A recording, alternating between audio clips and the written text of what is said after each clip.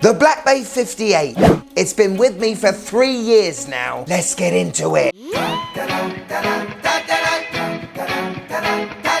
Yes, and welcome to the Mad Watch Collector Show. Now, a couple of days back, it was my birthday. It doesn't bother me turning another year older. Why, God, why? But what I do love is prezzies. And the blow of turning another year older was softened when the wife bought me some lovely Reebok pumps. Oh, almost exactly like the ones I got in 1991, and I am gonna feel like their daddy again, aren't I? Now, when the emotions finally wore off of getting older, I realised it's been 3 years since I've owned the Black Bay 58. So on the schedule today, I'm gonna tell you firstly why I love it, what does the Black Bay 58 look like after 3 years of wearing it, what I'd like to see in a potential Black Bay 58 2.0, but what do I think realistically is gonna happen in the future? Do I still prefer the OG black, or do I love the blue more now? Because FYI, I've got both. Are you Tudor Black Bay 58 ready? Let's go.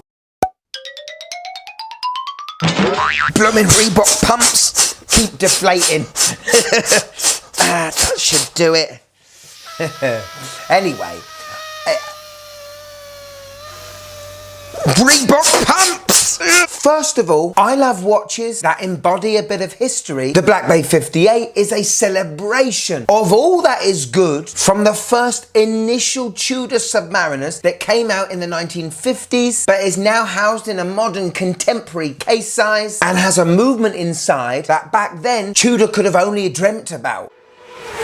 Anyway, back to the looks. And it is looks that makes you attracted to a watch first, isn't it? And the warm gold tones, the lack of crown guards, the red triangle on the bezel, the aluminium bezel insert. Just screams! A time in history when a mechanical wristwatch was an essential part of everyday living. But the operating of the watch has got to buzz me also. I have not twisted a better bezel action than a Tudor Black Bay 58. Yes, you have? All right. The Pelagos 39, but we'll come to that in a minute. But the 60-clip unidirectional ratchet, where ceramic ball bearings are involved, is an absolute delight, and I am constantly twisting this out of fidgetableness. Lovely. But the operating of the crown is magical. The little touch of the rose on the crown just gives me a bit of English pride. Even though this is a Swiss-made watch, founded by a German, a controversial subject, well, not really controversial, it's about watches. Snowflake hands, that hour hand that looks like an arthritic thumb. Some of you may not like it, but again, for me, it marks a point in history when Tudor separated themselves from Rolex with their Submariner dial. With the help of the French Marine Nationale, they came up with a brand new dial design which increased legibility under murky waters. Now, the Black Bay 58 combines the old Submariners with the Snowflake Submariners, so it's not a full Snowflake dial. Obviously, this is by design, as the Pelagos is the modern interpretation of a Tudor Submariner. Anyway, love the brand, love the history, love the design, love the size, love the movement, and love the operation of the watch. And over the last 3 years, me personally, remember, I haven't found a better one.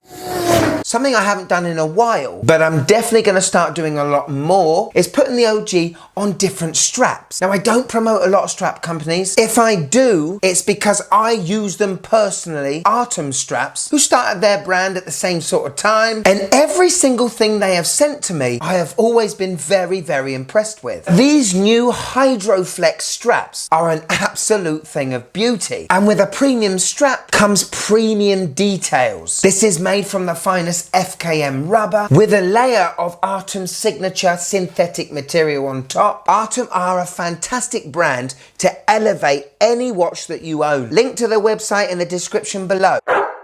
Okay, 3 years on the wrist. And let me tell you this, I do not baby my watches. I'm in a sporty job, hitting tennis balls, carrying lots of equipment. I've got a 6-year-old daughter, now an 8-week-old baby. So we've had sick, bogey, sweat, soil, and all sorts of liquids dropped on this watch. So how does it fare? Barring just a few micro scratches on the sides of the case, which can be easily seen because of the polishing, the watch looks in in damn fine condition. What a lot of people are scared of, that I've seen in past comments, that aluminium bezel insert. That's gonna scratch straight away. The paint on this aluminium could scratch, but what it also could do, which is what a lot of collectors love, is fade. Just look at the recent Tudor Snowflake Submariner I reviewed not long ago. But let me tell you, in 3 years owning this watch, there is not one scratch on the insert, and it hasn't faded one bit. Not even the protruding lume bezel pip looks to have been snagged. So if you are put off buying a Tudor Black Bay 58 because of the bezel insert and how fragile you think it may be, it ain't. However, I would agree, after owning a Vertex M60 Aquiline that has a matte ceramic insert, and even Jodie's watch, the Erebus Origin, with a brushed ceramic insert, there are modern materials and modern techniques that can look like that vintage aluminium but be 3 times stronger. Now, with all watches with bracelets, it's the clasp where you see the most damage. And again, a lot of tiny micro scratches, nothing that, to be honest, can't be brushed out with a bit of intricate Brillo padding, which is what a lot of kids back in the school days thought my hair was made out of. Now, the fold over security and opening the clasp itself, like the bezel, is using these ceramic ball bearings. And this is a great material because it doesn't wear. It hasn't changed its feel or tolerances since the first time I put it on in 2020. In actual fact, this is that well made, it's quite addictive opening it and closing it. Bear with me. Right, this is going to be fun. If I was on the design team for making the Black Bay 58 2.0, what would that look like? All of my improvements to the Black Bay 58 would just come in the bezel. Give it the same grip as the Pelagos 39 and also make it slightly taller, just to give a bit more purchase to your fingers. Obviously, the other thing would be to have these fitted with a T-fit clasp like the ones on the Pelagos 39. You can't put a price on the fly adjustments. So that is how I would improve the watch. But what do I think realistically is going to happen? Well, let's talk about COSC certification, shall we? A movement that is COSC certified, like the MT5402 in the Black Bay 58, is an official certified chronometer. It's a high precision movement that has been tested over a few days in many different positions by a neutral tester. Then it's given a certificate and sent back to its mummy and daddy. Now in 2023, Tudor unveiled a Black Bay with a METAS certified movement watch. What's the difference? Hold on, it's coming. With a COSC certification, it's just the movement that is tested, right? Well, with METAS, the movement is tested in the case. And not only is the accuracy testing at a higher level, it's also tested for water resistance, anti-magnetism, basically more real-world conditions. Well, it wouldn't be a surprise to me and you, would it, if a Black Bay 58 came out next year as a METAS certified watch. The other absolute no-brainer, especially to us watch enthusiasts, is a Black Bay 58 GMT. A few months ago, I reviewed the Black Bay GMT with the opaline dial. Beautiful looking watch, but way too thick. Look at the side of that case. Looks like a block of Wensleydale cheese. There is no doubt a GMT movement is being developed right now. And if they do, I would definitely be interested. Could you just click that like button, please? It really helps the channel.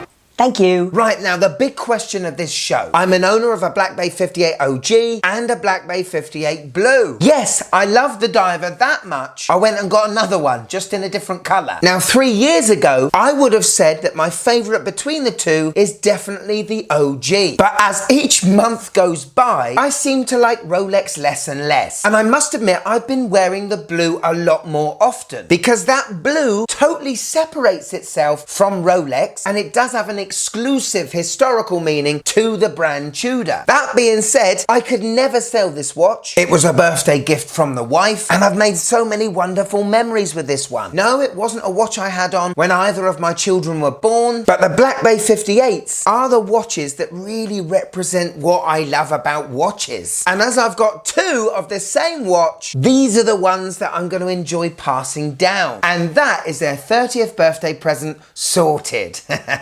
Even if they hate watches. Tough! Super! So there you go, the Black Bay 58. Now, the only downer from 2020 to 2023 is the price. 3 years ago, brand new, this was £2,750. 3 years on, it's £600 more expensive. That is a lot of cheddar, isn't it? You could buy a set of Reebok pumps for every day of the week. These watches are grails for a lot of people, but I know for anyone that is lusting after a Black Bay 58 and is saving and saving and saving to get one, I promise you, you will not be disappointed. Thank you so much for watching till the end. If you want a bit more of the Mad Watch Collector channel, just click there. If you're looking for merch, I know you want a new mug, just look down there. But most importantly, if I've got you for a few more minutes, look at this one. Oh, this is sensational, isn't it? Yeah. Go on, click it. It's brilliant. Go on. Click it.